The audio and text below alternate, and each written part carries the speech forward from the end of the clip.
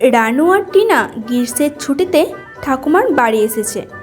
একদিন আপেল খেতে খেতে একটা বানর এসে পড়ল। বানরটি টিনার হাত থেকে ফলটা কেড়ে নেবার চেষ্টা করছিল।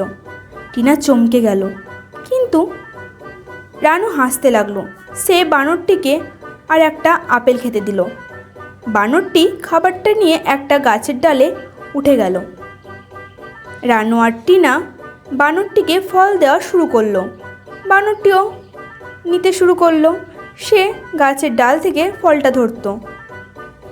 একটু পরে আঁখি বাইরে বেরিয়ে এলো।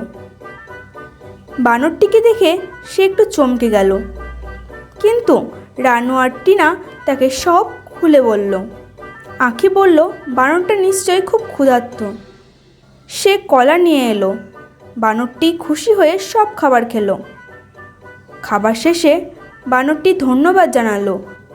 তারপর সে লাফাতে লাফাতে সেখান থেকে চলে গেল। এটা দেখে সবাই খুব খুশি হয়ে গেল।